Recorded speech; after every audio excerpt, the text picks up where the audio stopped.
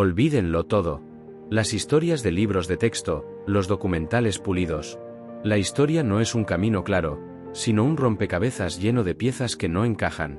Para entenderlo, tenemos que adentrarnos en la jungla.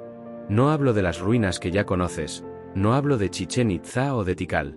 Estoy hablando de una historia diferente.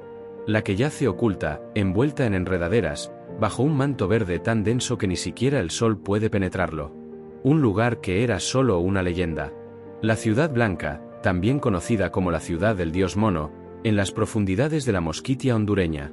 Durante cientos de años, exploradores y aventureros buscaron este lugar, esta ciudad de oro perdida. Pero la jungla siempre ganaba. La tierra se la tragó, y con ella, los secretos de una civilización entera. La historia convencional nos dice que las grandes civilizaciones colapsaron por sequías, guerras, o simplemente el paso del tiempo. Pero, ¿y si una de las más grandes civilizaciones del mundo no desapareció, sino que se esfumó? Imaginen una ciudad, vasta, con plazas, pirámides y estatuas de piedra esculpidas con una precisión imposible. Imaginen una ciudad próspera, vibrante, que un día, simplemente, se detuvo. Como si alguien hubiera apretado un interruptor. En el 2016, algo cambió. Un equipo de arqueólogos, usando tecnología LIDAR, esa que usa pulsos de luz para ver a través de la densa vegetación, hizo un descubrimiento asombroso.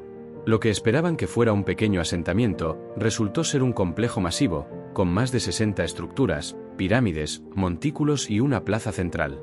Una ciudad entera. Pero el misterio no era el hallazgo, sino lo que encontraron allí. Lo que la tecnología no podía mostrar. Un misterio que nos lleva a cuestionar todo lo que sabemos sobre ellos. En el centro de las ruinas, los arqueólogos desenterraron una estatua, una cabeza de una serpiente con la boca abierta, la cabeza de un jaguar, un cuenco de piedra tallado con la cara de una criatura deforme. Pero el objeto más extraño era un cuenco lleno de objetos rituales. Una ofrenda a sus dioses. Y en el centro de la ofrenda, había algo que los dejó helados. Una estatua de piedra que no pertenecía a la cultura maya ni a ninguna otra conocida. Era una figura humanoide, sentada, con un rostro que no tenía ojos. Una estatua que parecía estar escuchando. Lo que realmente aterrorizó a los arqueólogos fue lo que no encontraron. No había herramientas, no había utensilios cotidianos, no había esqueletos. Era como si los habitantes no hubieran muerto, sino que se hubieran ido. Abruptamente. Dejando atrás un santuario, una ofrenda a sus dioses, y una ciudad entera en perfecto estado de conservación. ¿Por qué se fueron? ¿Qué los hizo abandonar un lugar tan magnífico, tan de repente? ¿Y a quién o qué estaba dirigida esa ofrenda final? La historia oficial dirá que fue por enfermedades o cambios climáticos.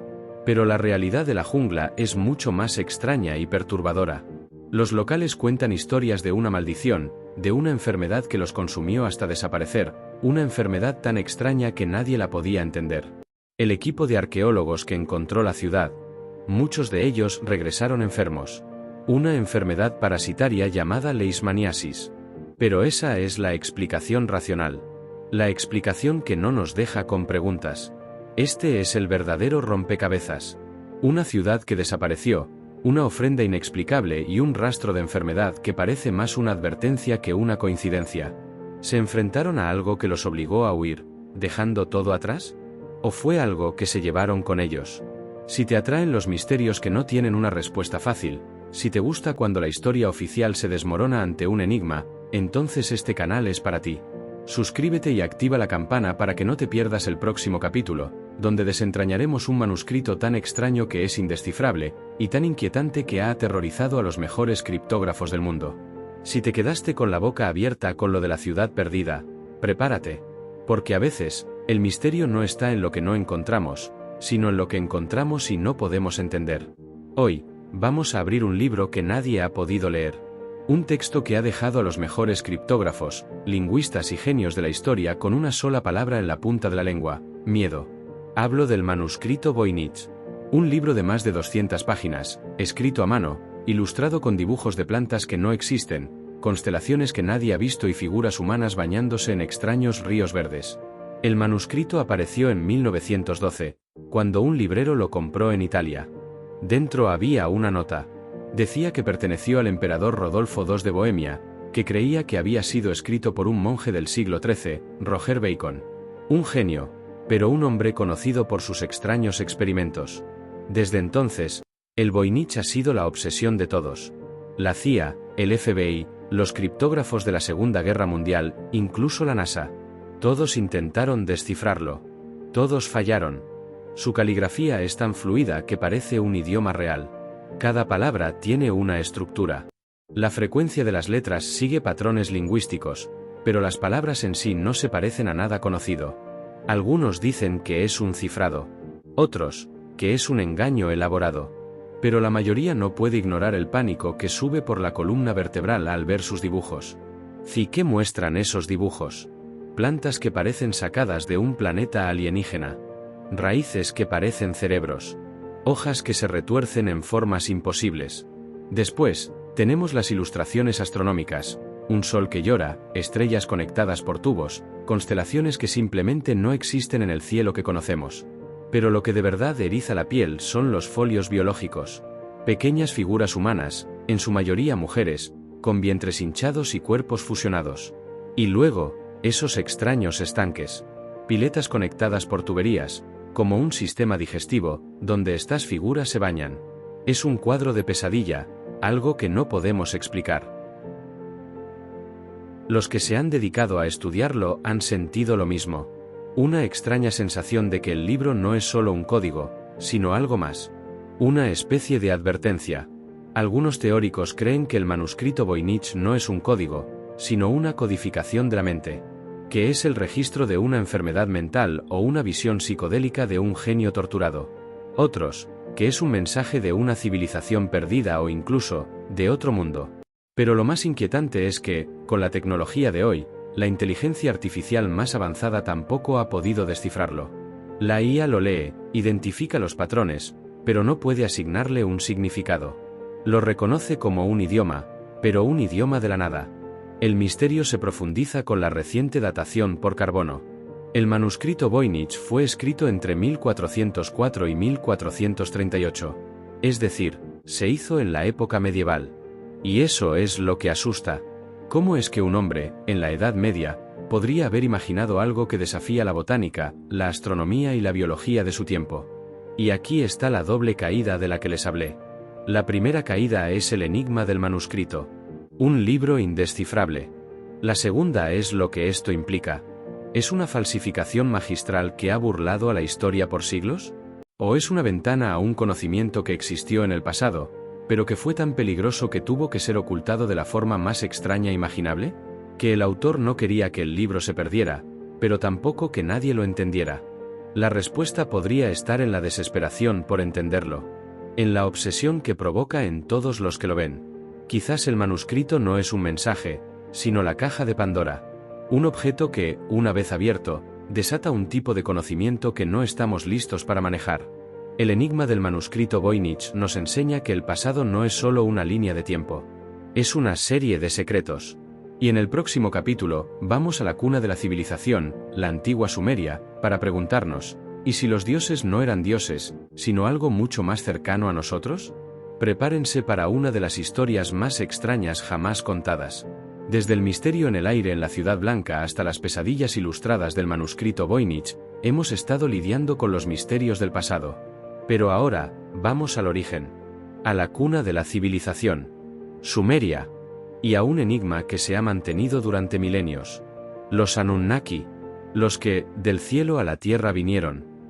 La historia que nos han contado es que la civilización surgió de la necesidad.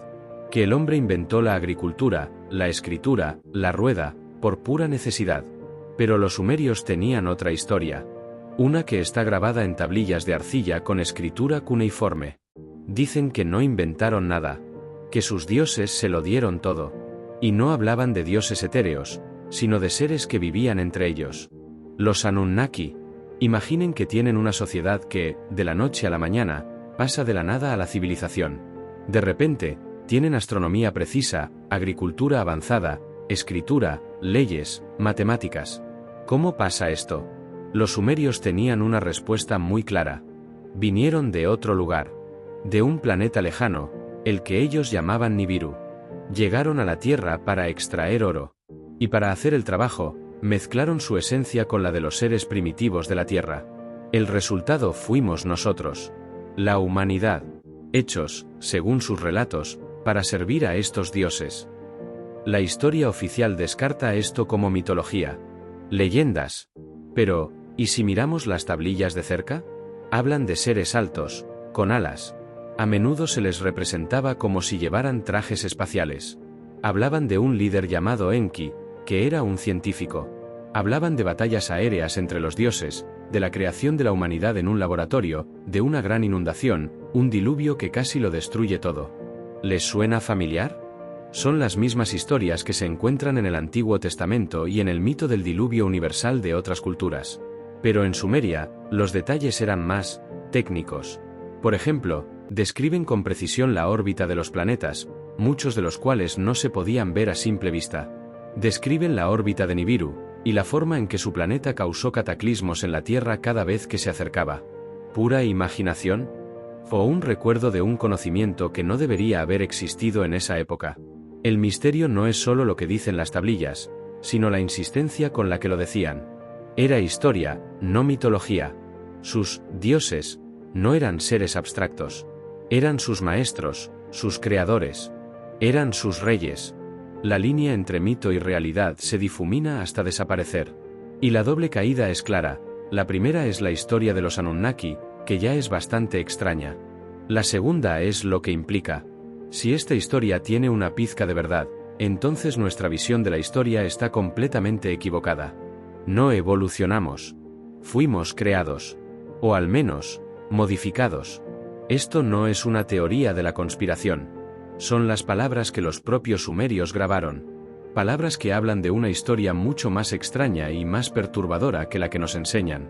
Una historia en la que los dioses no eran solo figuras de adoración, sino los primeros colonos de la Tierra.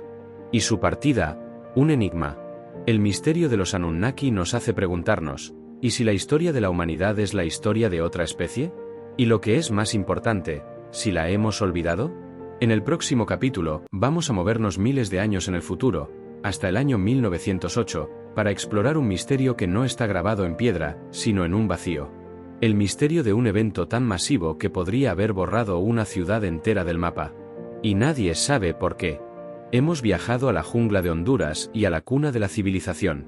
Pero ahora, vamos a un lugar diferente. Un lugar donde la historia no está escrita en piedra, sino en una devastación que dejó un vacío inexplicable en el corazón de Siberia. Hoy vamos a hablar del evento que no debería haber sucedido. Es el 30 de junio de 1908. En las lejanas tierras de Tunguska, Siberia, un granjero local mira al cielo. Lo que ve es algo que los libros de historia no pueden explicar. Un destello tan brillante que, según su relato, el cielo se abrió en dos. Acto seguido, una explosión ensordecedora, seguida de una ola de calor tan intensa que lo derribó. El evento fue registrado por sismógrafos en toda Europa. La explosión, según los cálculos, tuvo una fuerza de 10 a 15 megatones. La de la bomba de hidrógeno de los Estados Unidos en 1954, la más potente hasta el momento, tenía 15 megatones. Pero aquí viene la primera caída. ¿Cuál fue la causa de la explosión? ¿Fue un meteorito?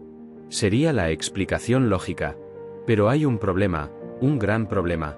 Nunca se encontró un cráter. Tampoco se encontró ningún rastro de un objeto de origen espacial.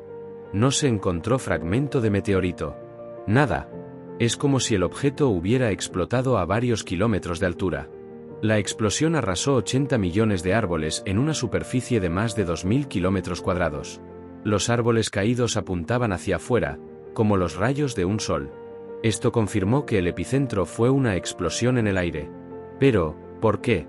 La historia oficial dice que fue un cometa o un asteroide de hielo. La idea es que se desintegró en la atmósfera, sin dejar rastro en el suelo. Pero, los cometas dejan un rastro de polvo. El polvo, en teoría, debería haber estado por todas partes. Y no estaba. La falta de evidencia hizo que el evento se convirtiera en un enigma sin resolver, un misterio que ha dado lugar a algunas de las teorías más extrañas de la historia. Algunos dicen que fue la nave espacial del físico Nikola Tesla, que había estado experimentando con la energía inalámbrica. Otros sugieren que fue una nave alienígena que se estrelló, o que explotó en la atmósfera para evitar la colisión con la Tierra. Esta última teoría cobró fuerza cuando los investigadores encontraron un objeto metálico en el área, un trozo de metal que parecía contener elementos que no se encuentran en la Tierra. Pero, como todo en Tunguska, la evidencia es escurridiza. Pero la segunda caída es la que realmente nos hace replantearnos la historia. Los científicos, al analizar los árboles que sobrevivieron, encontraron que crecieron más rápido después del evento. Los anillos de los árboles, que normalmente son estrechos y compactos, eran anchos y separados. Esto significa que los árboles recibieron más nutrientes. ¿De dónde vinieron? No hay respuesta. El enigma del suceso de Tunguska no es solo sobre lo que sucedió, sino sobre lo que pudo haber sido. ¿Qué tipo de evento masivo podría destruir sin dejar rastro y a la vez, fertilizar la Tierra? El evento de Tunguska nos hace una pregunta importante. ¿Cuántas cosas han sucedido en la Tierra, que no están en los libros de historia, simplemente porque no dejaron una huella clara? En el próximo capítulo, vamos a viajar aún más atrás en el tiempo para ver un artefacto que, por su sola existencia, desafía todo lo que sabemos de la historia. Un dispositivo que la ciencia moderna no podría haber inventado hasta el siglo XX. Hemos visto una explosión sin cráter, un manuscrito sin idioma y una ciudad que se desvaneció. Pero ahora, vamos a un descubrimiento que nos hace preguntar: ¿estamos subestimando radicalmente la inteligencia de los antiguos? Todo comienza en el año 1900. Unos buzos griegos, buscando esponjas en las aguas heladas de la isla de Anticitera, se encuentran con los restos de un naufragio romano. El barco estaba lleno de tesoros, estatuas de bronce, joyas y vasijas. Pero entre los restos, había algo más. Algo que nadie, en ese momento, pudo entender. Unos fragmentos de bronce, corroídos, cubiertos por siglos de incrustaciones marinas. Unos años después, el arqueólogo Valerio Sestais examinó los restos y se percató de algo extraño. Vio engranajes, pequeños y complejos, sobresaliendo de una masa de bronce. Dijo: «Esto es una máquina, no una estatua». La comunidad científica lo desestimó. Una máquina tan compleja no podía ser de la antigua Grecia. Pero Sestais tenía razón. Lo que descubrieron no era una joya, sino una computadora. Es la primera computadora analógica que conocemos. El mecanismo de Anticitera. Se necesitaron más de 100 años y tecnología de rayos X y tomografía avanzada para desentrañar lo que era. Este artefacto es un engranaje planetario con más de 30 engranajes de bronce, todos meticulosamente tallados a mano. Tenía una esfera en el frente que representaba el Sol, la Luna, los planetas conocidos y un calendario de la Luna. Pero en la parte de atrás, la verdadera genialidad: un calendario que podía predecir eclipses, la posición de los planetas y los ciclos de la Luna con una precisión que no fue superada hasta el siglo XVIII. Esto es la primera caída. La existencia de esta tecnología en el año 80 AS es un enigma. ¿Cómo pudieron construir algo así? La metalurgia, las matemáticas, la astronomía que se necesitan para hacer esto son impresionantes. Estamos hablando de una civilización que, según los libros, todavía estaba en la Edad de Hierro. Pero aquí está la segunda caída, la que realmente te hace pensar. Este mecanismo no es un prototipo. Es una máquina terminada y funcional. Eso significa que debió haber otros. Que esto no era una novedad, sino el producto final de una tradición de fabricación que ya existía. Esto nos hace una pregunta inquietante. Si los antiguos griegos tenían la tecnología para construir estas máquinas de computación, ¿qué más tenían? ¿Qué otros inventos, qué otras tecnologías, se perdieron en el tiempo? ¿Qué conocimiento se hundió con el naufragio de esa nave? El mecanismo de Anticitera es un fantasma de una tecnología olvidada, una prueba de que, en la antigüedad, había un nivel de ingenio y comprensión que la historia moderna ha subestimado gravemente. Nos obliga a reescribir la narrativa. Nos obliga a admitir que hay un vacío, un hueco de 1000 años en la historia tecnológica que no podemos explicar. Un vacío que nos hace cuestionar todo lo que creemos saber sobre el pasado. Y si crees que este mecanismo es el único ejemplo, te equivocas. En el próximo capítulo, vamos a explorar un artefacto que, por su diseño, desafía la gravedad misma y que parece un vehículo que podría haber volado. Prepárense para ver un artefacto que, si lo ves de cerca, es un avión. Hemos visto una computadora de 2000 años de antigüedad. Pero, ¿y si te dijera que los antiguos no solo podían calcular el cielo, sino que también podrían haber intentado volar en él? Hoy, vamos a hablar de un misterio que está en los museos de todo el mundo, pero que la historia oficial ha guardado bajo la etiqueta de artefacto ceremonial. Vamos a Colombia, al Museo del Oro de Bogotá. Aquí se exhiben pequeñas figuras de oro, que tienen una antigüedad de entre 700 a 1100 años. Son artefactos de la cultura quimbaya. La historia oficial dice que son zoología estilizada, insectos o peces voladores. Pero si los miras bien, la primera cosa que te das cuenta es que no se parecen a nada que haya volado, vivo o muerto. Se parecen a un avión. La primera caída en la que caemos es que estos objetos son idénticos a los aviones modernos. Tienen una cola vertical, unas alas triangulares en forma de delta, y una cabina de piloto, aunque sin el piloto. Hay un tren de aterrizaje, y los modelos tienen un estabilizador trasero, algo que es indispensable para volar. En 1977, los modelistas alemanes, Peter Belting y Konrad Lubbers, construyeron una réplica a escala de una de estas figuras. La hicieron más grande, de acuerdo con la aerodinámica moderna, y le instalaron un motor. ¿El resultado? Voló. El avión funcionó perfectamente. Los modelos de oro que la historia ha etiquetado como zoología estilizada eran, en realidad, diseños aerodinámicamente perfectos. Su forma, su peso, su distribución, todo era exactamente lo que se necesitaría para volar. Pero, ¿quién se los dio? Aquí viene la segunda caída, la que realmente te hará dudar de la historia. Si los quimbaya tenían la tecnología o el conocimiento para construir algo así, ¿de dónde lo sacaron? La historia oficial dirá que es una coincidencia, que es una figura estilizada que casualmente se parece a un avión. Pero, ¿cuántas coincidencias hacen una verdad? Esto nos lleva de vuelta a las preguntas que hemos estado haciendo. ¿La historia es un camino claro o un rompecabezas? ¿Y cuántas piezas nos faltan? Los pájaros de oro de la cultura quimbaya no son los únicos. Hay artefactos similares de la cultura pre-inca de Nazca. Incluso en Egipto, el pájaro de Saqqara, un objeto de madera de unos 2000 años de antigüedad, es una maqueta de un planeador. Los científicos lo han probado y también vuela.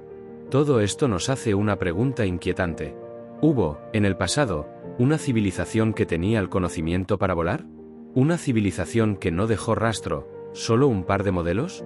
O, como insinúan las tablillas sumerias, ¿los antiguos no inventaron estas cosas, sino que las vieron? Este es el verdadero rompecabezas. La historia es una serie de enigmas que nos hacen cuestionar nuestra propia existencia. Y lo que es más importante, nos hacen preguntar, ¿qué más se ha perdido? En el próximo capítulo, vamos a la Pampa de Perú para explorar un misterio que no está en el suelo, sino en la superficie. Un misterio que solo se puede ver desde el aire, y que nos hace preguntarnos quién, o qué, hizo estas figuras. Prepárense para ver las famosas, pero todavía inexplicables, líneas de Nazca. De los cielos de la antigua Colombia, descendemos al árido desierto de Perú. Un lugar donde la tierra no solo guarda secretos, sino que los grita desde arriba. Hoy, vamos a hablar de un misterio que es tan grande que solo se puede ver desde el aire, las líneas de Nazca. Imaginen que caminan por un desierto de 30 kilómetros. Bajo sus pies, la tierra es pedregosa, marrón, salpicada de pequeñas rocas. Pero, si suben a una montaña cercana, o mejor aún, si vuelan en un avión, lo que ven es algo que no tiene sentido. Un lienzo inmenso, grabado con figuras de animales, plantas, y líneas geométricas que se extienden por kilómetros. La araña de 45 metros, el mono de 100, un colibrí de casi 100 metros. Estas son las líneas de Nazca. La historia oficial dice que fueron creadas por la cultura Nazca, hace más de 2000 años. La técnica es relativamente simple. Mover las rocas marrones de la superficie para exponer la tierra más clara que hay debajo. Es un trabajo inmenso. Y aquí viene la primera caída. ¿Por qué lo hicieron? Nadie lo sabe con certeza. La arqueología tradicional sugiere que eran caminos ceremoniales, calendarios astronómicos o rituales de fertilidad. Pero, ¿por qué figuras que son tan grandes que solo se pueden apreciar desde el aire? Es como si los creadores hubieran querido que alguien, o algo, las viera desde arriba. ¿Eran para sus dioses, para sus espíritus? ¿O eran un mensaje para una tecnología voladora que no tenían, pero que esperaban que viniera? Esto nos lleva a la segunda caída, la que realmente te hace pensar. En 1977, Erich von Däniken, el famoso teórico de los astronautas antiguos, argumentó que estas líneas eran pistas de aterrizaje para naves espaciales. La idea fue ridiculizada por los científicos. Sin embargo, no se pudo negar un hecho simple. ¿Cómo se aseguraron los Nazca de que el dibujo de un colibrí, que mide casi 100 metros, fuera perfectamente simétrico desde el suelo? ¿Cómo crearon las líneas rectas que se extienden por kilómetros con una precisión asombrosa? Es un logro de ingeniería y planificación que desafía la tecnología de su época. Y lo que es más importante, ¿cómo no hay huellas alrededor? No hay huellas humanas, no hay rastros de herramientas, no hay nada. Es como si hubieran bajado de las nubes y las hubieran creado, sin tocar el suelo. El misterio de las líneas de Nazca es un recordatorio de que a veces, la verdad es mucho más extraña que la ficción. Es un rompecabezas que no tiene una pieza que encaje. Eran rituales para dioses, o para visitantes del cielo. Un calendario cósmico o una pista de aterrizaje para un avión que vino de las estrellas. La historia oficial las llama arte. Pero el arte, por lo general, se hace para ser visto. Y estas figuras, en su inmensa escala, nos hacen una pregunta inquietante. ¿Quién o qué era el público al que iban dirigidas? En el próximo capítulo, vamos a sumergirnos en el océano para explorar un misterio que no está en el aire, sino bajo el agua. Un misterio que sugiere que civilizaciones enteras pueden desaparecer sin dejar rastro en la superficie, solo en el fondo del mar. De los cielos de Nazca, descendemos a las profundidades del mar. Porque, ¿y si los mayores misterios de la historia no están en la Tierra, sino en los océanos? ¿Y si civilizaciones enteras se hundieron, llevándose con ellas secretos que nos harían reescribir la historia? La historia oficial nos habla de Atlántida como un mito, una fábula de Platón. Pero, ¿y si hay evidencia real de ciudades sumergidas? No hablo de la Atlántida de los mitos, sino de ciudades de piedra que se encuentran en el fondo del mar, que nadie puede explicar. Vamos a Japón. En la isla de Yonaguni, los buceadores encontraron algo extraordinario. Unas estructuras de piedra masivas, escalones, pirámides, terrazas, todo tallado con una precisión asombrosa. Conocidas como el monumento de Yonaguni, estas formaciones de piedra se encuentran a unos 25 metros bajo la superficie. Y aquí viene la primera caída: ¿son naturales o artificiales? Los geólogos dicen que es una formación natural. Los arqueólogos, que es artificial. Si es artificial, ¿quién lo construyó? ¿Y cuándo? Los estudios sugieren que la estructura se sumergió hace al menos 10.000 años, al final de la última edad de hielo. Eso significa que fue construida por una civilización que, según los libros, no debería haber existido. Pero hay más. Mucho más. En el mar Mediterráneo, frente a las costas de Cerdeña, los buceadores encontraron unas rocas gigantes con agujeros perfectamente perforados en un patrón específico. En el Triángulo de las Bermudas, se encontró una estructura de piedra que parecía una pirámide de cristal.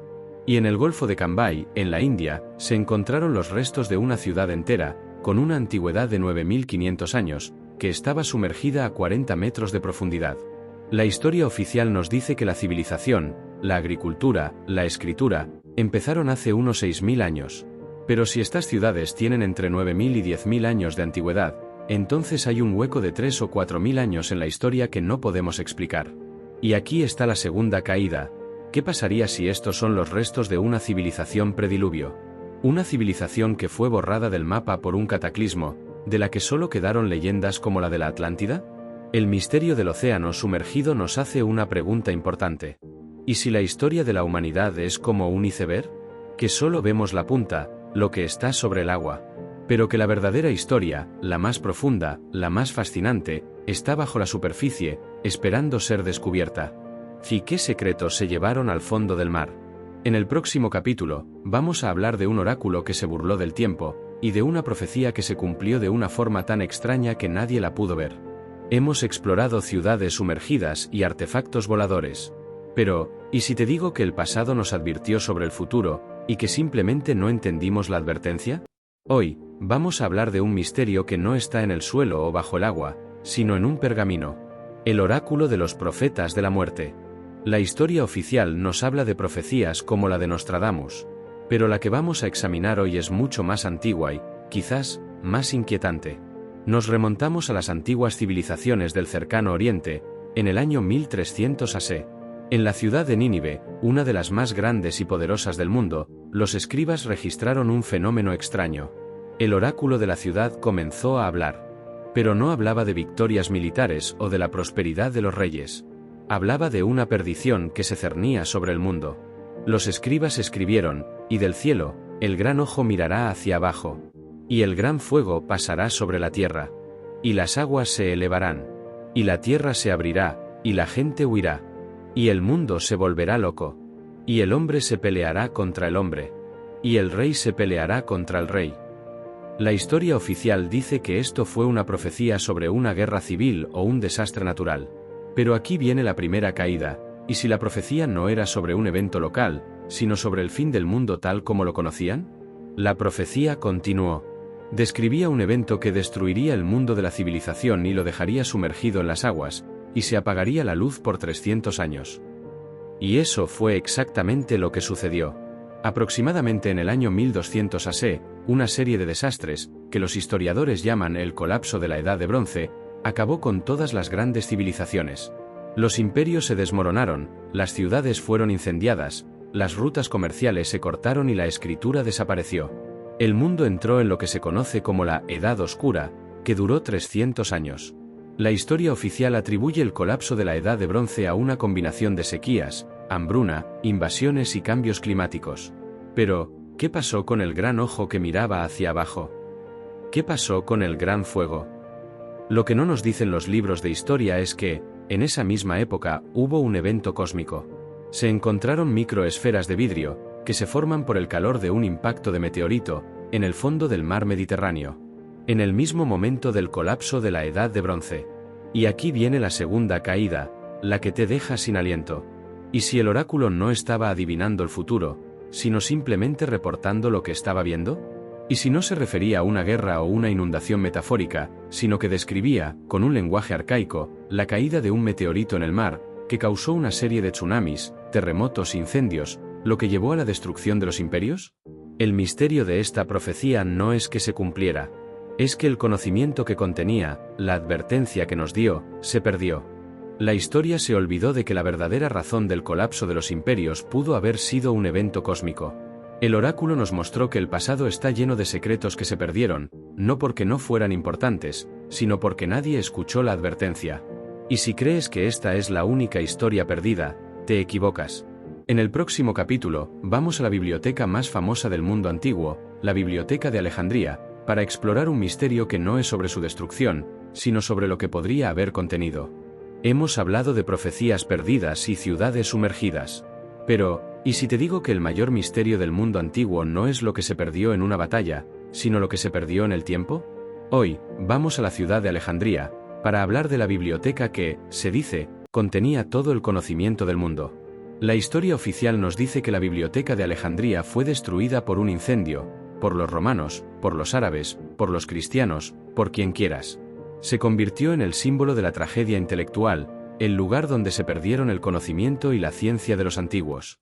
Pero, ¿y si te digo que la historia es mucho más extraña? La primera caída es esta: la Biblioteca de Alejandría no era solo un edificio.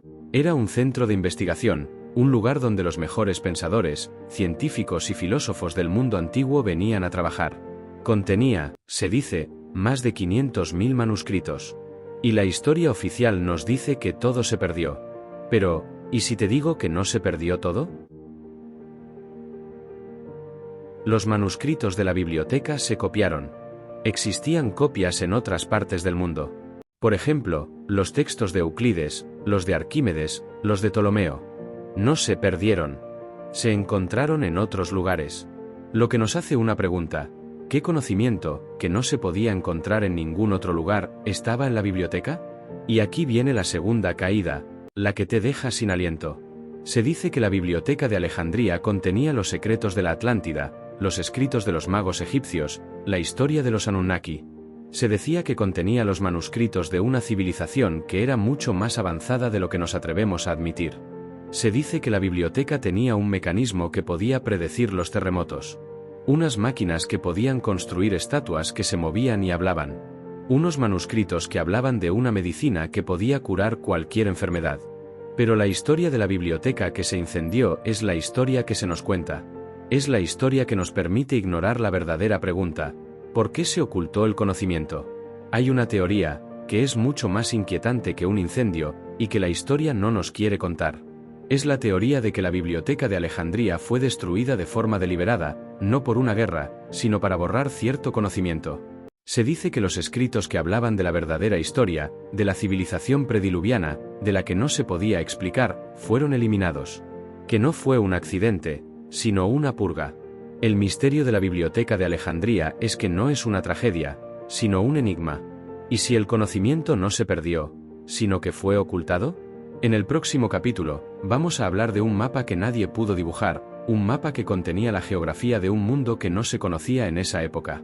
Hemos navegado por la historia de conocimientos perdidos y ciudades sumergidas. Pero, ¿y si te dijera que el conocimiento que se perdió no era solo sobre el pasado, sino sobre el futuro? Hoy, vamos a hablar de un mapa. No un mapa cualquiera, sino uno que desafía la geografía y el tiempo mismo. Un mapa que no pudo ser dibujado, pero que existe. El año es 1929. En un palacio de Estambul, los historiadores descubren un mapa, enrollado y olvidado, entre un montón de pergaminos antiguos. Lo que encuentran es una sorpresa. Un mapa de piel de gacela, firmado por un almirante otomano llamado Piri Reis, en 1513. A primera vista, es solo un mapa. Pero cuando lo estudian de cerca, se dan cuenta de algo extraordinario. El mapa de Piri Reis muestra las costas de África Occidental y América del Sur con una precisión asombrosa. Esto es la primera caída. Si el mapa fue dibujado en 1513, ¿cómo es que Piri Reis tenía un conocimiento tan detallado de las costas de América del Sur, cuando la primera exploración europea de esa zona fue en 1520? ¿Y por qué muestra a Brasil con un nivel de detalle que no era conocido en Europa en esa época? Pero la segunda caída es la que realmente te deja sin aliento. El mapa también muestra la costa de la Antártida. No una Antártida congelada, sino una Antártida sin hielo. Muestra una costa, bahías, y una topografía que no se pudo ver hasta el siglo XX, cuando la tecnología sísmica de los países polares permitió mapear la Tierra debajo del hielo. La capa de hielo de la Antártida tiene un espesor de 1,5 kilómetros.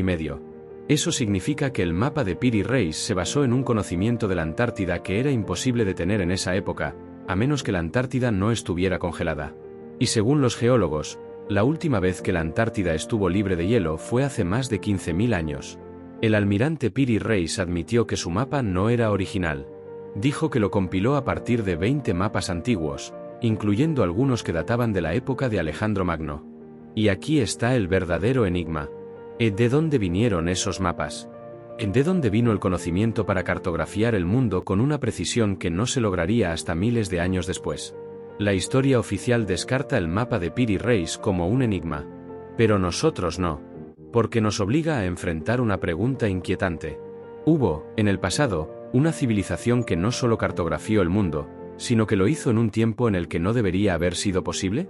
¿Una civilización que tenía la capacidad de navegar por los océanos y de ver la Antártida sin hielo? El misterio del mapa de Piri Reis es un rompecabezas. Es una pieza de evidencia que no encaja con la narrativa de la historia. Nos muestra que el pasado no es solo una línea de tiempo, sino un misterio que está esperando ser resuelto. En el próximo capítulo, vamos a volver a Sumeria, a las leyendas que ellos dejaron.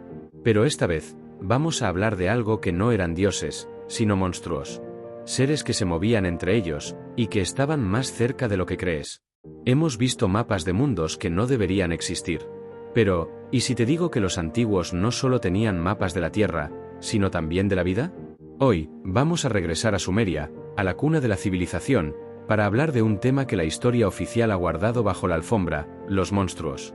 Cuando pensamos en monstruos, pensamos en dragones o en las criaturas de la mitología griega. Pero los sumerios tenían algo diferente.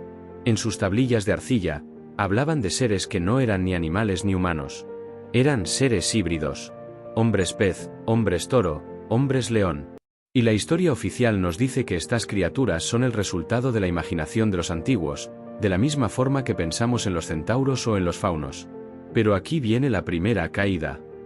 Los sumerios no hablaban de estas criaturas como mitos. Hablaban de ellas como si fueran reales. Hablaban de un ser llamado Oans, un hombre con cabeza de pez, que salió del mar para enseñarles la agricultura, la escritura, la arquitectura. Y lo describen con tal precisión que no parece un mito, sino una descripción. Y aquí viene la segunda caída, la que realmente te hace pensar. Los sumerios hablaban de un tiempo antes de que la humanidad fuera creada.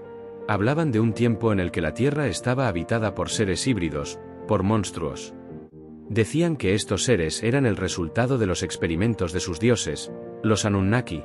Los Anunnaki, según sus tablillas, crearon a la humanidad mezclando su ADN con el de una criatura prehumana. Lo que nos hace preguntar, ¿y si los monstruos de los sumerios no eran fantasía, sino una descripción de los primeros intentos de los Anunnaki por crear vida inteligente en la Tierra? El misterio de los monstruos sumerios no es que existieran. Es que la narrativa de la historia los ha desechado como mitología, y al hacerlo, ha ignorado una de las preguntas más inquietantes de todas. Si los sumerios decían que los dioses caminaban entre ellos, y que crearon a la humanidad, ¿y si las criaturas híbridas que describen eran el resultado de esos experimentos genéticos? El misterio de los monstruos sumerios es que nos obliga a cuestionar la línea entre mito y realidad. Nos hace preguntar, ¿qué historias de los antiguos hemos descartado como fantasía, cuando en realidad eran un intento de describir lo indescriptible? En el próximo capítulo, vamos a hablar de una piedra tallada que nadie podía mover, una piedra que, se dice, caminaba. Hemos navegado por los cielos y los mares, e incluso por la tierra de los monstruos.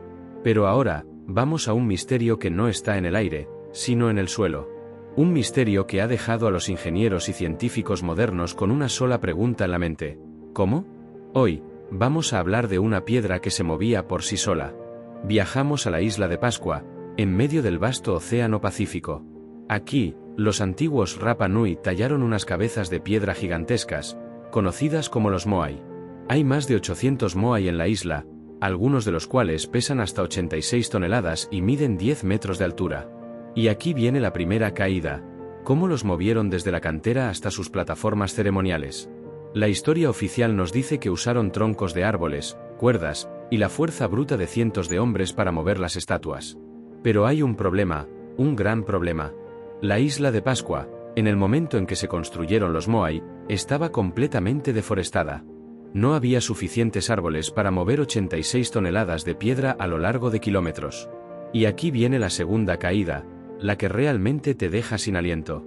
Los Rapa Nui tenían una historia oral que se transmitía de generación en generación. La historia no decía que arrastraban los Moai. Decía que los Moai caminaban. Y eso es exactamente lo que los arqueólogos descubrieron en las rutas de transporte. Los Moai estaban inclinados hacia adelante, como si estuvieran a punto de caer, y algunos de ellos tenían una especie de base en forma de D, que se asemeja a un zapato. Es como si estuvieran a punto de dar un paso. El misterio de la piedra que caminaba es un rompecabezas. ¿Y si la historia oral es la verdadera historia? ¿Y si los Rapa Nui tenían una tecnología o un método para mover estas estatuas que se ha perdido en el tiempo? Un método que no se basaba en la fuerza, sino en el equilibrio. Un método que les permitía hacer que las estatuas se movieran por sí solas. En 2011, un equipo de ingenieros hizo un experimento. Usaron cuerdas para mecer una réplica de un Moai, y con un poco de práctica, lograron hacerla caminar un par de metros. Esto es la primera caída. Si la historia oral es cierta, entonces los Rapa Nui eran maestros de la física y el equilibrio. Y si esto es cierto, ¿qué más hicieron? En el próximo capítulo, vamos a hablar de la historia de los gigantes. De los seres que, según la Biblia y la mitología, caminaban entre los hombres. Hemos visto cómo una civilización de una isla remota movía piedras enormes con un método que parece magia. Pero, ¿y si te dijera que las estatuas no son el único misterio de la altura? ¿Y si la historia está salpicada de leyendas de seres que eran mucho más grandes que nosotros? Hoy, vamos a hablar de los gigantes. La historia oficial los llama mitos. Nos hablan de los gigantes de la mitología griega, de los titanes que lucharon contra los dioses. Pero, ¿y si te dijera que los gigantes no son solo un mito? La Biblia habla de los Nepilim, los hijos de Dios que se unieron a las hijas de los hombres y crearon a los gigantes en la tierra en aquellos días. Las leyendas de los nativos americanos hablan de una raza de hombres altos, de más de 2,5 metros de altura, con cabello rojizo, que vivieron en los territorios de lo que hoy es Nevada. Y aquí viene la primera caída. A principios del siglo XIX, en la cueva Lovelock en Nevada, los arqueólogos encontraron esqueletos de hombres de 2,5 metros a 3 metros de altura. Y no solo eso. Encontraron sus herramientas, sus utensilios, su ropa. La evidencia de que no eran solo una leyenda, sino una realidad. Pero, ¿Dónde están estos esqueletos ahora? Aquí viene la segunda caída, la que realmente te deja sin aliento. Los esqueletos de los gigantes de Lobelok Cave fueron recogidos por una sociedad de historiadores. Y luego, desaparecieron.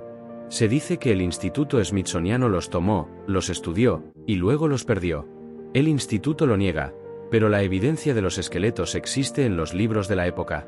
Hay fotos, hay descripciones detalladas, pero los esqueletos, la prueba irrefutable, no se encuentran en ningún museo. El misterio de los gigantes es que la historia ha borrado su existencia. Pero, ¿por qué? ¿Qué pasaría si la humanidad no es la única especie de homínido inteligente que ha existido en la Tierra? ¿Y si no somos el único resultado de la evolución? ¿Y si los gigantes son una rama perdida de la historia, una rama que no encaja con la narrativa de que el ser humano es la única criatura inteligente que camina sobre la Tierra? El lamento de los gigantes es el eco de una historia que se ha perdido.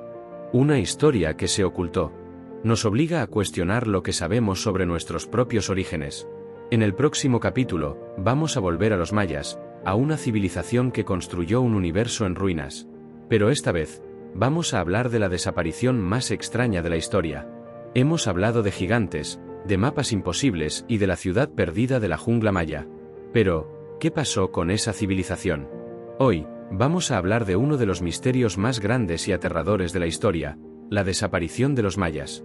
La historia oficial nos dice que la civilización maya colapsó, que la sequía, la guerra y la hambruna los obligaron a abandonar sus grandes ciudades y a dispersarse en la jungla. Pero aquí viene la primera caída. Los mayas no solo eran una civilización avanzada, eran unos genios. Tenían una escritura, unas matemáticas, y una astronomía que eran superiores a las de la Europa de la época. Tenían un calendario que era tan preciso que podía predecir los eclipses y la posición de los planetas con una exactitud que no fue igualada hasta miles de años después. Un sistema de escritura tan avanzado que todavía no se ha descifrado por completo.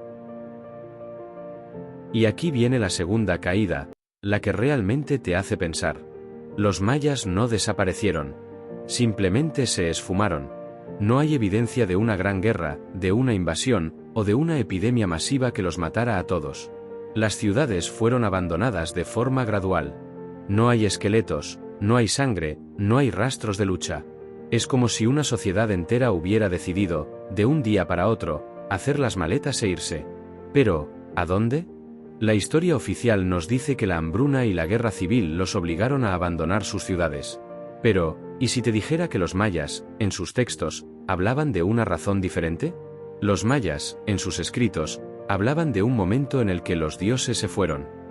Hablaban de un ciclo de tiempo que terminaba, y que una vez que terminaba, el mundo que conocían dejaría de existir. La historia oficial descarta esto como mitología, como la forma de los mayas de lidiar con la catástrofe. Pero, ¿y si no lo es? El enigma de los mayas es que nos obliga a considerar la posibilidad de que no colapsaron, sino que se fueron. ¿Y si su conocimiento, su tecnología, su astronomía, les permitió ver un evento que se acercaba, un evento que sabían que era catastrófico? ¿Y si no se quedaron para pelear contra el desastre, sino que se fueron a un lugar donde el desastre no los pudiera alcanzar? El misterio de los mayas no es que desaparecieran, es que se esfumaron. Y en el próximo capítulo, vamos a hablar de una historia que desafía la geografía, de un objeto que se encontró en un lugar en el que no debería haber estado. Hemos visto cómo civilizaciones enteras pueden desaparecer, dejando un vacío en la historia. Pero, ¿qué pasa cuando algo aparece donde no debería estar? Hoy, vamos a hablar de un artefacto que desafía la geografía y nos obliga a cuestionar la historia de los viajes y el contacto entre civilizaciones. Viajamos a la antigüedad, a una tumba en la antigua Roma. En el siglo XIX, un equipo de arqueólogos descubrió una tumba romana que, se decía, pertenecía a una familia de nobles. La tumba estaba llena de artefactos, vasijas de barro y joyas. Pero entre las joyas, había algo más. Un brazalete de plata que, a primera vista, parecía una pieza de joyería común y corriente. Pero cuando el joyero lo limpió, se dio cuenta de algo extraordinario. El brazalete no estaba hecho de plata. Estaba hecho de una aleación de plata y platino. Y aquí viene la primera caída. El platino solo se encuentra en América del Sur. La historia oficial nos dice que la primera vez que el platino fue llevado a Europa fue en el siglo XVII. Pero este brazalete, que se encontró en una tumba romana, Era de hace más de 2000 años. Eso significa que alguien en la antigua Roma tenía acceso a una aleación de plata y platino. Y eso nos hace una pregunta inquietante. ¿Cómo llegó ese platino a Roma?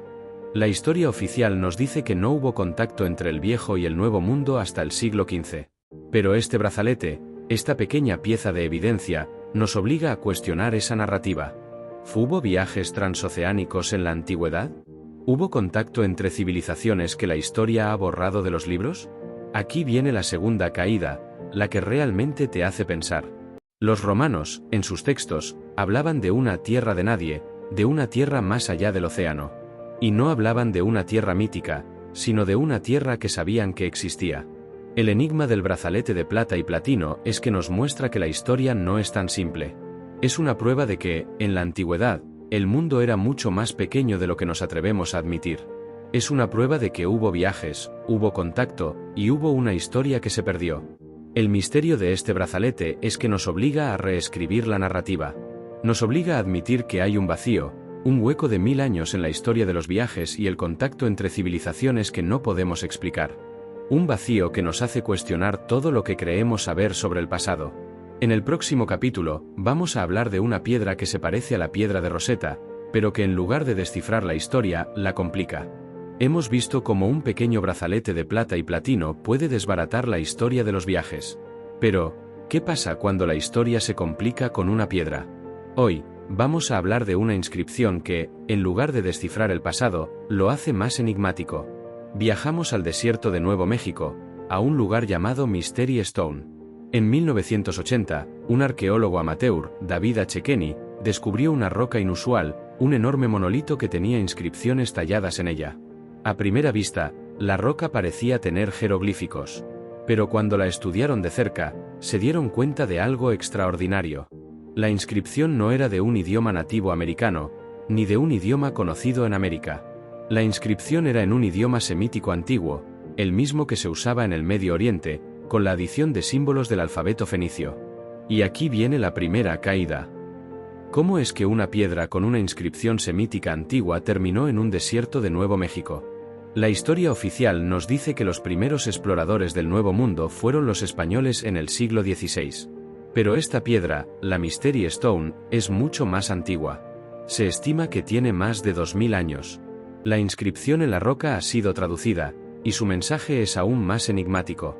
La inscripción dice, y en el 22º año, en el mes de Adar, de la luna, el sacerdote Yoram, el príncipe de la tribu de Manasés, se instaló aquí con su familia, a lo largo de los arroyos del este. Aquí viene la segunda caída, la que realmente te deja sin aliento.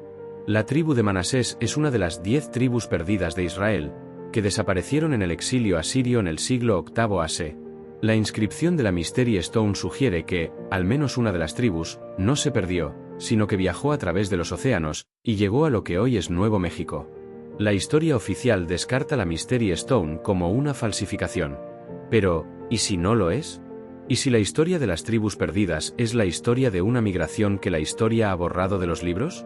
¿Y si esta piedra es una prueba de que la historia de la humanidad es mucho más complicada y más interconectada de lo que nos atrevemos a admitir? El misterio de la Mystery Stone es que nos obliga a cuestionar la narrativa de la historia. Nos hace preguntar, ¿qué más se ha perdido? ¿Qué otros misterios se han guardado bajo la alfombra para mantener la historia simple y fácil de entender? En el próximo capítulo, vamos a hablar de un artefacto que, se dice, tiene poderes sobrenaturales.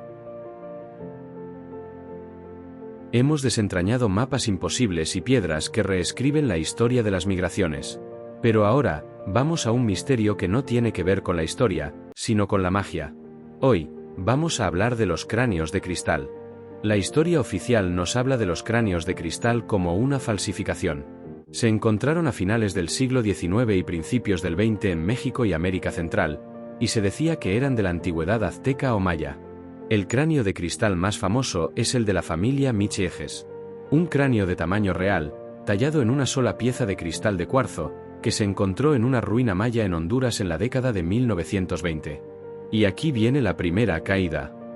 Los científicos, al estudiar el cráneo, se dieron cuenta de que fue tallado contra el grano natural del cristal. Con la tecnología de hoy, la única forma de hacerlo sin que el cristal se rompa en pedazos es con una fresa de diamante. Si los mayas tallaron el cráneo, ¿cómo lo hicieron? ¿Y con qué herramientas? Aquí viene la segunda caída, la que realmente te deja sin aliento. A pesar de que los científicos han concluido que los cráneos de cristal son una falsificación, la gente que ha estado cerca de ellos, incluyendo los arqueólogos y los científicos, han reportado fenómenos extraños. Han reportado sonidos, luces, y una sensación de energía que emana de los cráneos. La historia de los cráneos de cristal es un rompecabezas. Por un lado, tenemos la evidencia de que son una falsificación. Por el otro, tenemos las historias de los que han estado cerca de ellos. Y si los cráneos de cristal no son de la antigüedad azteca o maya, sino que son de una civilización que tenía la tecnología para tallar el cristal y para infundirlo con una energía que no podemos entender? El misterio del cráneo de cristal no es si es una falsificación o no. Es la historia que nos dice la gente. Las historias de que el cráneo de cristal, aunque falso, tiene poderes.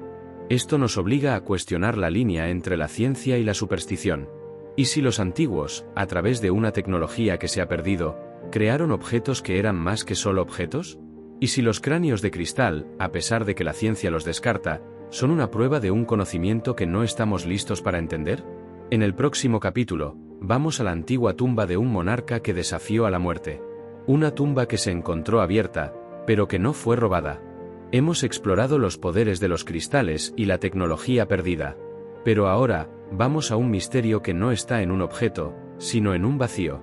Un misterio que se encuentra en la antigua tumba de un monarca que se creía eterno, pero que se encontró abierta.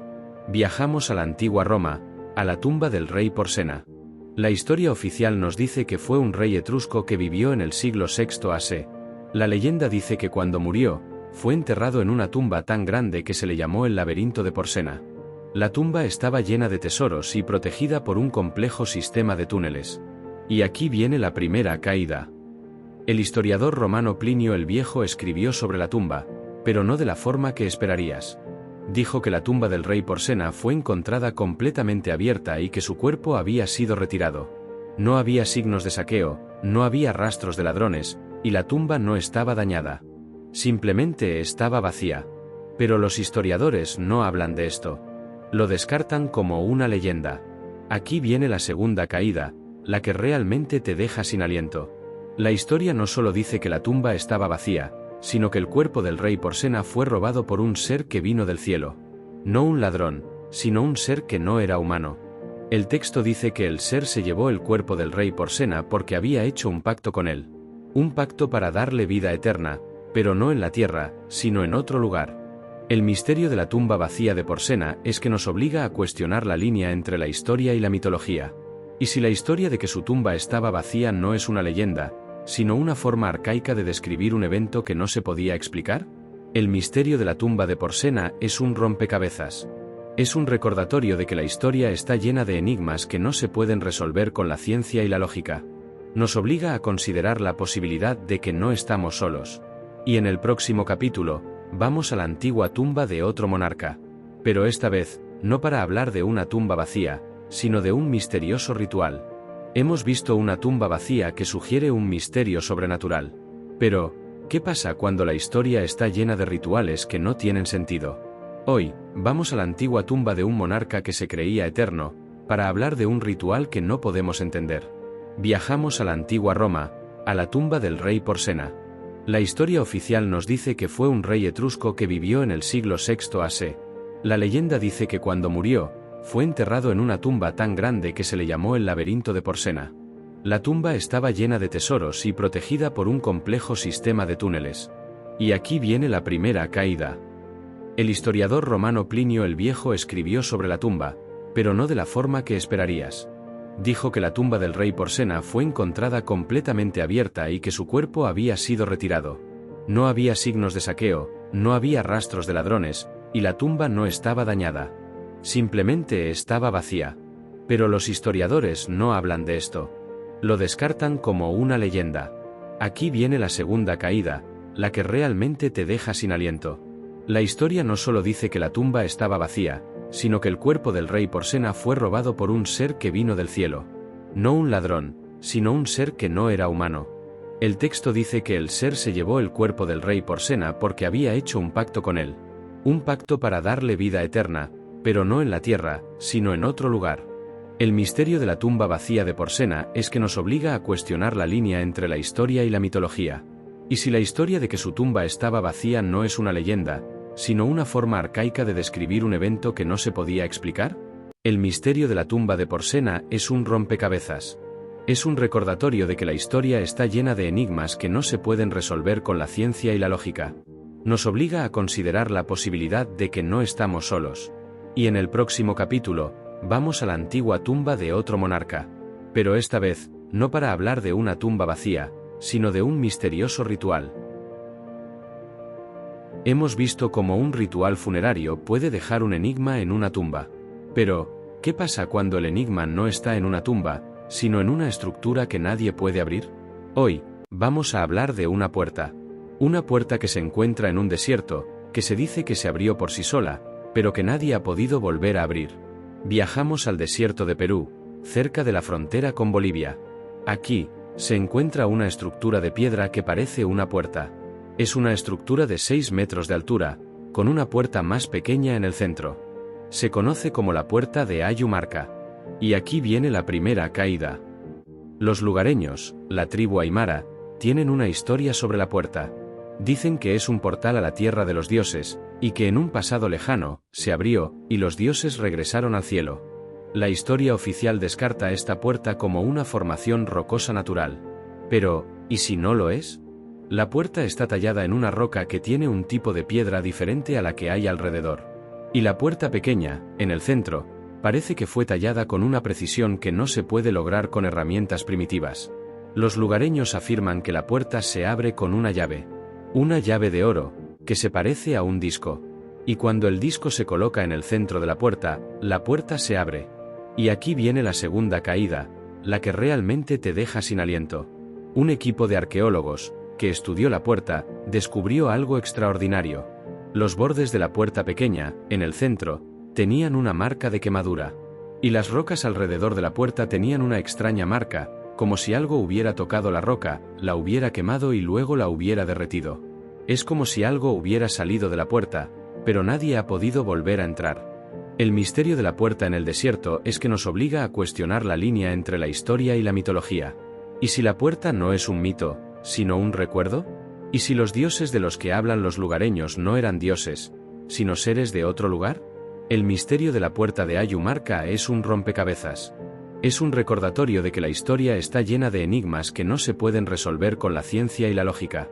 Nos obliga a considerar la posibilidad de que no estamos solos. En el próximo capítulo, vamos a la antigua tumba de un monarca que se creía eterno, pero que se encontró abierta. Hemos visto una puerta que no se puede abrir, una puerta que nos hace cuestionar la línea entre la historia y el mito. Pero, ¿y si te dijera que el misterio no está en una puerta, sino en un jardín? Hoy, vamos a hablar de un lugar que se dice que es el Jardín del Edén, un lugar que la historia ha guardado bajo la alfombra. Viajamos a los montes Zagros, en el actual Irán. Aquí, se encuentran unos restos de una civilización que la historia ha olvidado. Los restos de una cultura presumeria, los llamados protocivilizados. Y aquí viene la primera caída. Los arqueólogos que excavaron los restos de esta civilización encontraron algo extraordinario. Unos textos antiguos, que hablaban de un lugar llamado Dilmun. La historia oficial dice que Dilmun era un lugar mítico. Pero los textos no hablaban de un lugar mítico, sino de un lugar real. Y aquí viene la segunda caída, la que realmente te deja sin aliento. Los textos hablaban de un lugar que era un paraíso. Un jardín que se dice que era el hogar de los dioses, y que los dioses lo crearon para que el hombre viviera en él. Los textos hablaban de un tiempo en el que los dioses caminaban entre los hombres. Y hablaban de un tiempo en el que los hombres eran inmortales, porque comían de un árbol que les daba la vida eterna. El misterio de este jardín prohibido es que nos obliga a cuestionar la línea entre la historia y la mitología. ¿Y si el jardín del Edén no es un mito, sino un recuerdo? ¿Y si los dioses de los que hablan los textos no eran dioses, sino seres de otro lugar? El misterio del jardín de los dioses prohibido es un rompecabezas. Es un recordatorio de que la historia está llena de enigmas que no se pueden resolver con la ciencia y la lógica. Nos obliga a considerar la posibilidad de que no estamos solos. En el próximo capítulo, vamos a la antigua tumba de un monarca que se creía eterno, pero que se encontró abierta. Hemos navegado por jardines perdidos y puertas que desafían la lógica. Pero, ¿y si el mayor misterio no es un lugar, sino una estructura? Hoy, vamos a hablar de un templo que, por su sola existencia, nos obliga a reescribir la historia. Viajamos al sureste de Turquía, a un lugar llamado Göbekli Tepe. La historia oficial nos dice que la civilización, la agricultura y la arquitectura surgieron hace unos 6000 años. Pero en Göbekli Tepe, los arqueólogos encontraron algo extraordinario. Un templo de piedra, con monolitos de más de 5 metros de altura, que tiene una antigüedad de 12.000 años. Aquí viene la primera caída. Si el templo tiene 12.000 años de antigüedad, entonces fue construido antes del nacimiento de la agricultura. Fue construido por una cultura de cazadores-recolectores. ¿Cómo es que una cultura nómada, que no tenía una estructura social compleja, construyó un templo tan masivo y tan complejo? Un templo que, por su arquitectura, es más complejo que las pirámides de Giza. Aquí viene la segunda caída, la que realmente te deja sin aliento. Los monolitos de Göbekli Tepe tienen grabados de animales. Pero no de animales locales. Tienen grabados de animales que no se encuentran en Turquía, como el león, el leopardo y el ciervo. Y lo que es aún más extraño, tienen grabados de estrellas y constelaciones que se parecen a las de hoy. El misterio del templo que cambió la historia es que nos obliga a cuestionar la narrativa de la historia. Nos obliga a admitir que hay un vacío de 6000 años en la historia que no podemos explicar. Un vacío que nos hace cuestionar todo lo que creemos saber sobre el pasado. En el próximo capítulo, vamos a hablar de un misterio que no está en la tierra, sino en el aire. De una historia que, se dice, es la voz de una civilización perdida. Hemos visto cómo un templo puede reescribir la historia. Pero, ¿y si te dijera que el pasado no está en ruinas, sino en el aire? Hoy, vamos a hablar de un misterio que no se puede ver, pero que se puede escuchar. De una voz que se dice que es de una civilización perdida. Viajamos a la Gran Pirámide de Giza, en el corazón de Egipto. La historia oficial nos dice que las pirámides fueron construidas por los antiguos egipcios para servir como tumbas para sus faraones. Pero, ¿y si no lo son? Los textos antiguos no hablan de las pirámides como tumbas. Hablan de ellas como máquinas de sonido. Aquí viene la primera caída. Los arqueólogos que han estudiado las pirámides han reportado un fenómeno extraordinario. En la Gran Pirámide de Giza, se dice que si te sientas en el sarcófago de piedra, en la cámara del rey, puedes escuchar un zumbido. Un sonido que no tiene explicación. Algunos dicen que es la vibración de la pirámide. Otros, que es el sonido de la tierra. Pero los que han estado allí dicen que es algo más. Aquí viene la segunda caída, la que realmente te deja sin aliento. Se dice que los antiguos egipcios, en sus textos, hablaban de un sonido sagrado. Un sonido que se usaba para curar a la gente, para comunicarse con los dioses, y para mover objetos con la mente. Y se dice que la pirámide fue construida para amplificar ese sonido. El misterio de la voz del pasado es que nos obliga a cuestionar la narrativa de la historia. Nos obliga a admitir que hay un vacío, un hueco de 1000 años en la historia que no podemos explicar. En el próximo capítulo, vamos a hablar de un artefacto que se creía que era una falsificación. Pero que, se dice, predijo el fin del mundo. Hemos desentrañado los enigmas sonoros de la Gran Pirámide. Pero, ¿y si el misterio no es un sonido, sino una máquina? Hoy, vamos a hablar de un artefacto que, se dice, predijo el fin del mundo. Viajamos al desierto del Sáhara, en la actual Mauritania. Aquí, un equipo de geólogos descubrió un artefacto inusual, que se parecía a un disco de piedra. A primera vista, la historia oficial lo descartó como un artefacto sin importancia. Pero cuando lo estudiaron de cerca, se dieron cuenta de que no era una simple piedra. El disco tenía grabados. Y los grabados no eran de un idioma conocido, sino de símbolos que se asemejaban a los de la astronomía. Y aquí viene la primera caída. Los arqueólogos que han estudiado el disco han reportado un fenómeno extraordinario. Cuando el disco se expone a la luz del sol, los símbolos en el disco cambian. Y cuando los símbolos cambian, se dice que predicen un evento. Los arqueólogos, usando tecnología moderna, han descifrado los símbolos del disco. Y lo que descubrieron fue algo que la historia no puede explicar. El disco no solo predijo los eclipses y las posiciones de los planetas, sino que también predijo el colapso de la civilización maya. Aquí viene la segunda caída, la que realmente te deja sin aliento. Se dice que el disco no solo predijo el colapso de los mayas, sino que también predijo el final de los tiempos.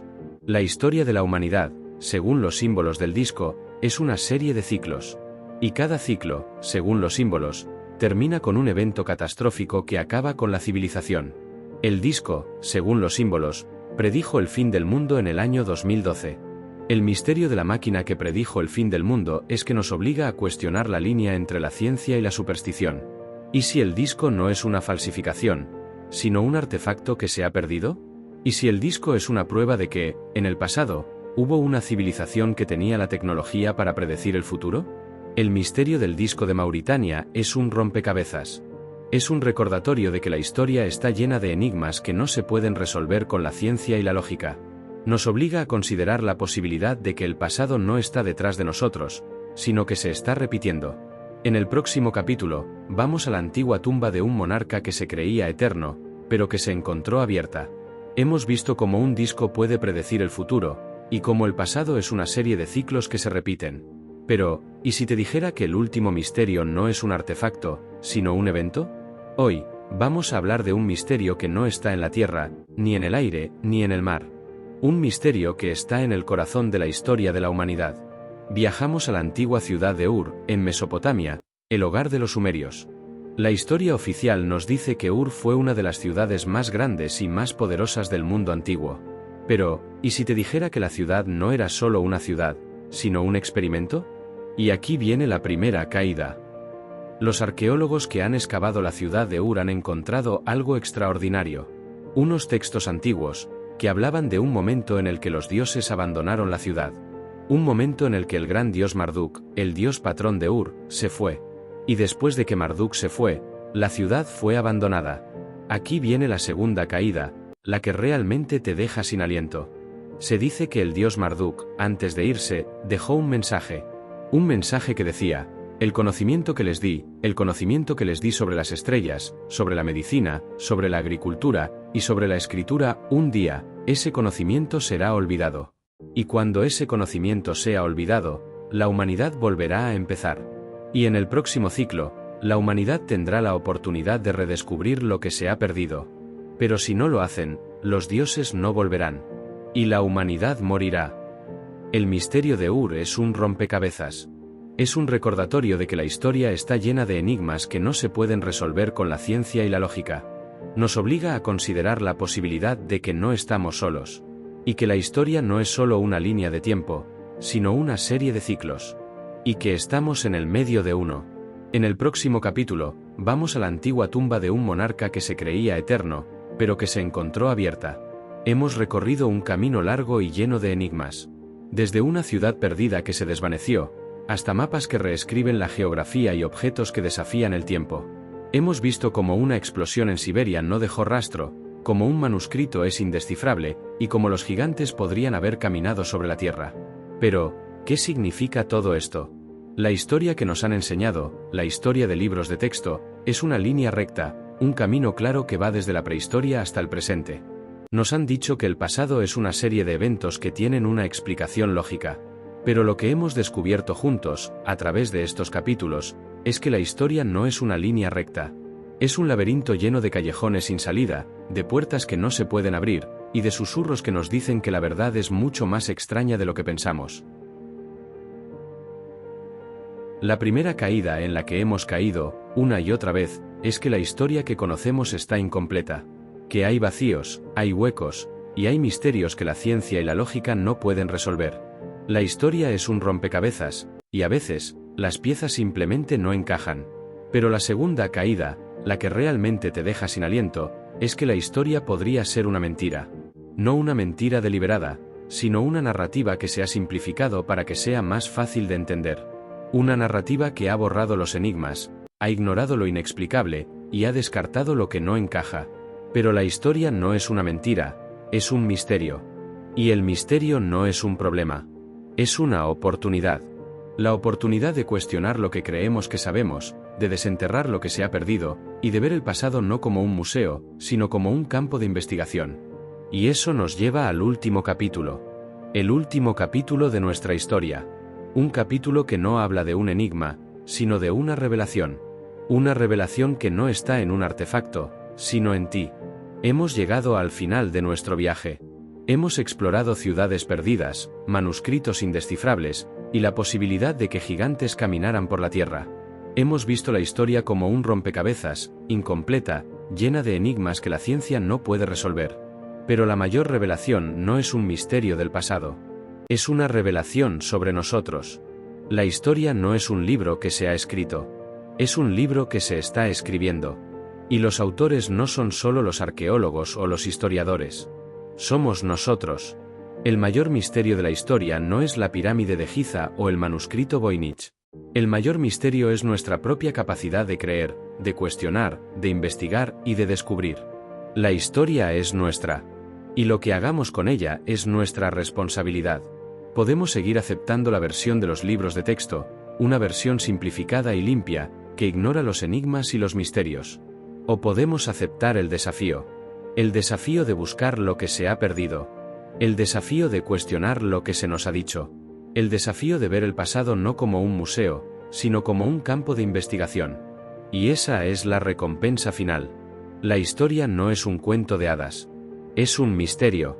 Y el mayor descubrimiento no está en los museos, sino en la curiosidad que nace del espectador, empoderándolo para cuestionar y buscar sus propias respuestas. La historia, en su forma más pura, es un misterio infinito. Y ahora, el resto de la historia está en tus manos.